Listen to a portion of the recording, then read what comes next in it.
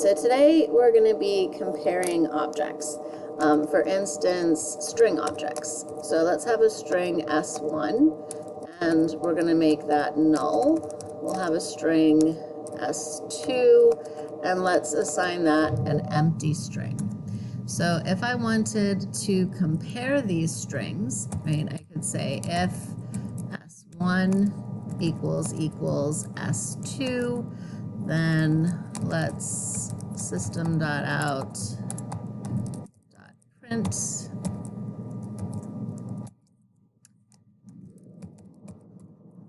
S1 and S2 refer to the same object, because that's what the equals comparator is checking for, right? It's going to return a Boolean, a true or false, and it's comparing the reference, the hexadecimal memory reference of these two objects. It's not comparing their contents.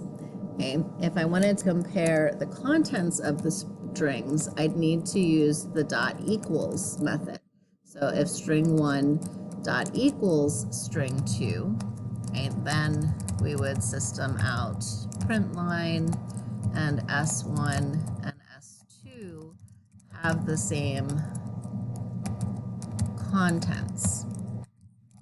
Right? This would not be comparing their memory addresses, right? This would be comparing what is inside of the actual memory for that string. So we'll close that one, and then we'll close this one, and let's go ahead and compile. Oops, we've got an error here, S1, oh, dot equals, forgot my S.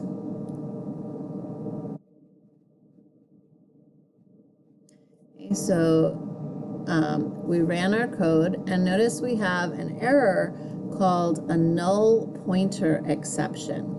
A null pointer exception occurs whenever you have an object whose contents are null.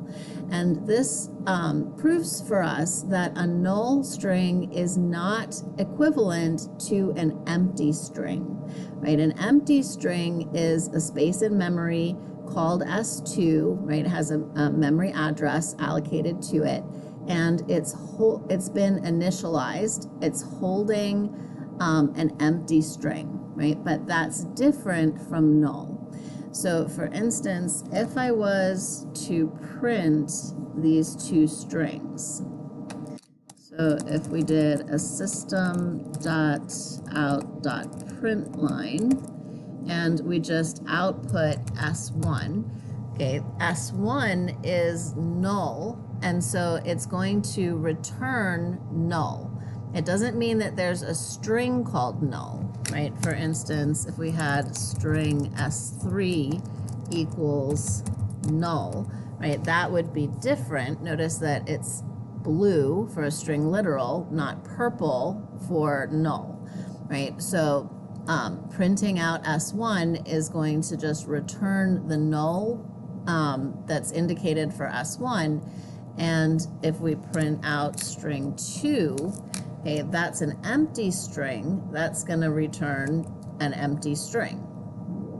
Okay, so let's go ahead and copy this. We'll paste it. Here's our S2. Okay, here's our S3. Okay, so we'll compile and run. And when we look at the output, right, we see there's null for the null indicator for the S1 string. There's our empty string S2, right? Notice it didn't print anything there, right? It's just an empty string. And then S3, it looks like the output is the same as S1, but this is a string literal. This holds the contents NULL, which is different from being declared null. So for instance, we can check that by looking at their references and their contents, and this time let's compare S3, right? right, with S1. So we're going to get that null pointer exception again because string 1 is null. It has nothing assigned to it. It's not going to be able to compare the contents. So when we run, right, there's our null pointer exception at line 13, and that's because we can't compare with the dot equals method, right? That's looking at the contents, and we can't compare those because the contents are different, right? The contents of a string literal, that's different from being assigned the value of null. Okay, that can be very confusing for students, so make sure that you can understand the distinction between those things.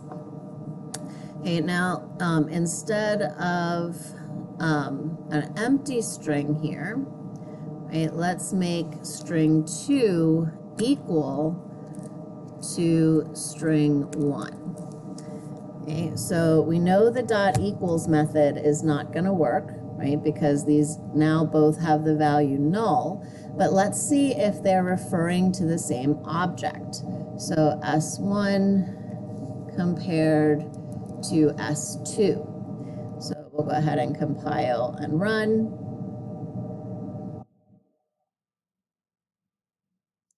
Okay, and there's our statement S1 and S2 refer to the same object. So when we took string S2 and we assigned it S1's value, it created what's called an alias in that memory. Both S1 and S2 are now pointing to the same object. Okay, so let's remove our S3 here. Okay, and now let's say string 1 is now equal to apple. So string S1. Okay, so we took S1, we made it null, then we created an alias, right? S1 and S2 now point to the same memory address, and that's holding null. Now, if we assign S1 a new value, a string literal for apple, and we print them, right? Now let's see what happens when we look and see, do they have the same memory address? What are their contents, right? We're going to print their contents. And then do they have the same contents, right? S1 dot equals S2. So let's go ahead and run. Whoops, S1 equals, oh, I already got my string here. There we go. So we're going to reassign it S1, so we don't need the string in front. There we go. So here's our S1, right? S1 got reassigned the contents apple. Okay, then S2, right, we printed that out. S2 was assigned the original value of S1, which was null.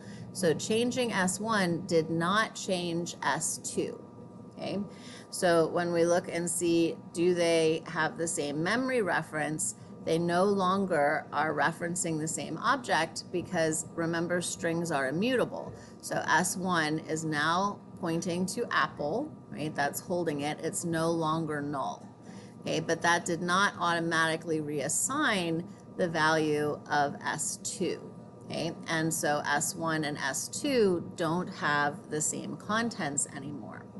But notice we did not get that null pointer exception, right? S1 dot equals S2 was not giving us a null pointer exception, even though S2 was holding S1. So let's think about why that is. So the null pointer exception came from invoking the dot equals method when S1 was null. So let's see now that S2 is null, if we switch these positions, if we say S2 dot equals S1, will we get that null pointer exception? So let's go ahead and compile. And there it is, right? There's our null pointer exception, right? We cannot invoke string.equals on the object S1 because S2, which is now in front of the dot operator, is null. Okay, so now that we've talked a good bit about null versus empty strings, aliases, let's put some new strings in here. So we'll make string 1 be apple, and we'll make string 2 will also be apple. Okay, we know what they both are because they're not null anymore. So we'll pull this back up. And then if S1 equals S2, right, that means they have the same reference, memory reference, then that will print. And if they have the same contents, that will print. So let's go ahead and run that. Okay, and isn't this interesting? S1 and S2 refer to the same object.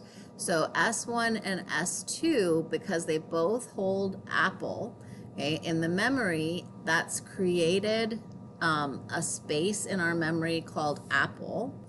Okay, so we have a box in memory.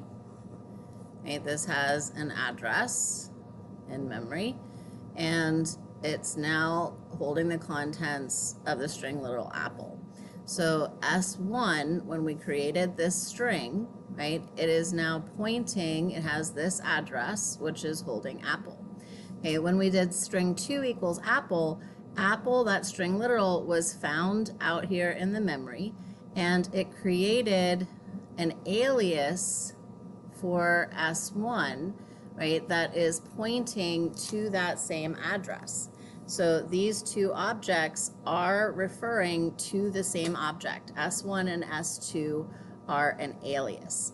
Okay, that would mean that this is the same result as if we said that S2 was null, and then we assigned S2 to S1. That's going to produce the same effect as this, where S1 and S2 become an alias of one another. Okay, so we'll run that, right? And there we can see, right, same output or same outcome for both of those approaches.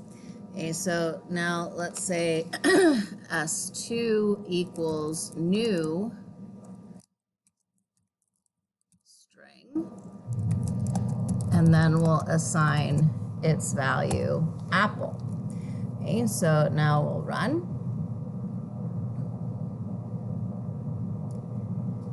So this time they have the same contents, but they are no longer aliases of each other. And that's because we use this new word, our new keyword in our file.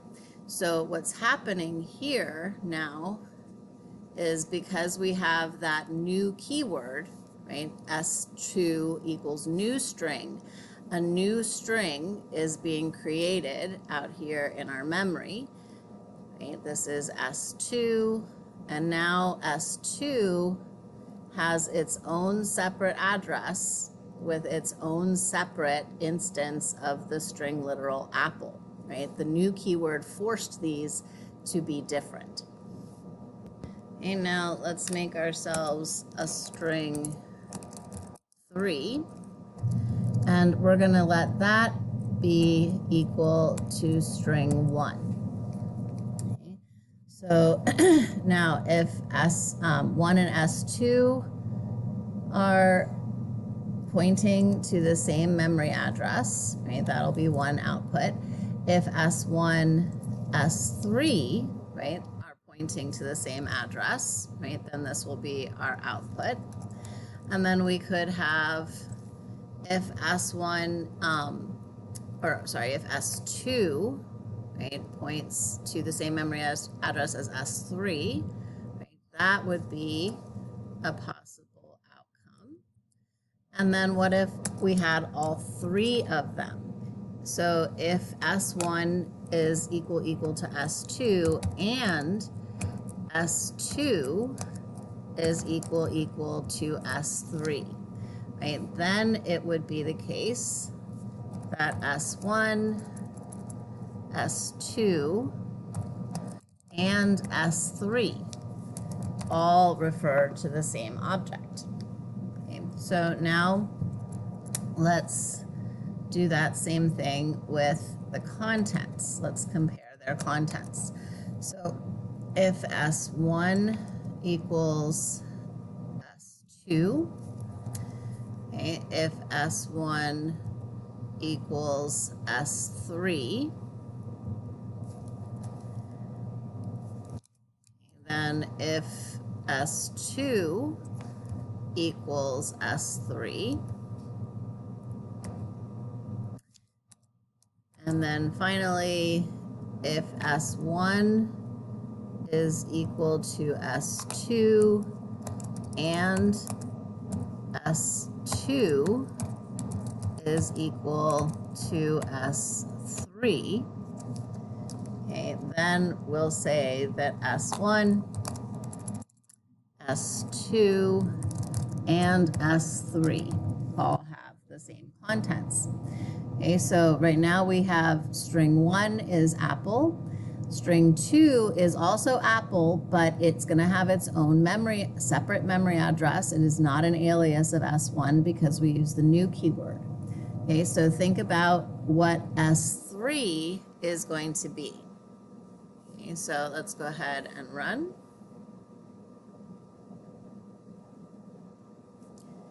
Okay, and here we've got a missing symbol. Oh, my dot equals. Need an S on equals.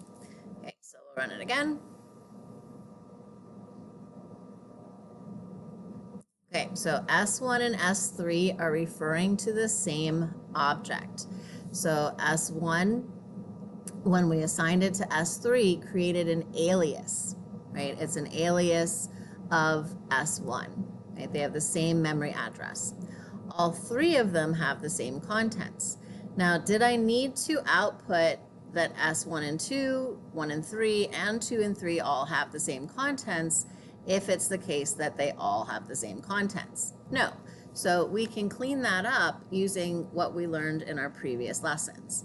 So if S1 equals 2, right, we're going to output this. Then we're going to change this to an else if. So else if, check this. Then we're going to change this to another else if, right? And then that will check this. And then this will be our final else.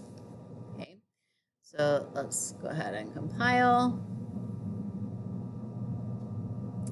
Okay, so what do I have here? Else. Oh, then this one would be else if. There we go. And then we need a final else. So we'll do else system.out.println. None of them have the same contents, because that would be our final else. Okay, so now let's compile. There we go. Okay, now we can run. And we see that shortened up all of those others, right? These are not going to execute because this is the one that meets the condition for S1, S2, and S3. So we should probably do that up here with our references as well, in case all three of these were aliases of each other. So we'll change line 10 to an else if, and then line 11 will also be an else if. Okay, then line 12, and then our final else we will print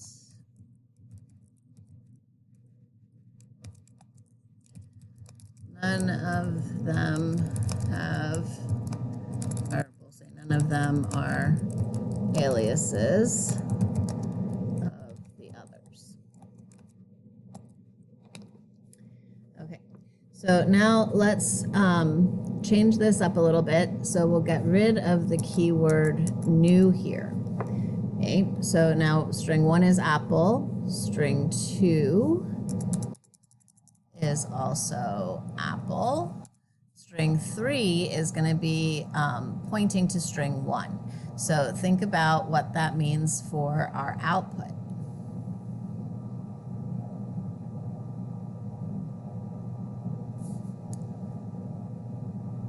Okay, so S1 and S2 refer to the same object. So S1 and S2, they both have the same memory address. S1 and S2 have the same contents. Okay, now let's think about why it didn't tell us that all of them are aliases like we want, right? This is a semantic error. Remember we talked a couple lessons ago about logical or semantic errors. The program compiles like we intended, but it doesn't perform as we intend. So the first thing that we checked for was, do S1 and S2 point to the same memory address? Are they referring to the same object? Now, since that was true and all these others are conditional on that one, right? If this is true, it's going to skip all the rest of these else ifs. So it's never even getting to this statement. Okay, so in order to fix that, we could exchange the positions of these two. So if we take this line and we put it up here, okay, then we're going to take this line and we're going to move it down here. Okay, so now we're going to check first, do they all refer to each other? Are they all aliases of each other? Then we're going to look and see, does the first equal the third? Does the second equal to the third? Does the first equal the second? Those are all contingent upon what came before it being false. Okay, so when we look at the second set here, lines 15 through 19, we have the same situation. So we're going to go ahead and reposition this up here, and then we'll take this one and move it down here.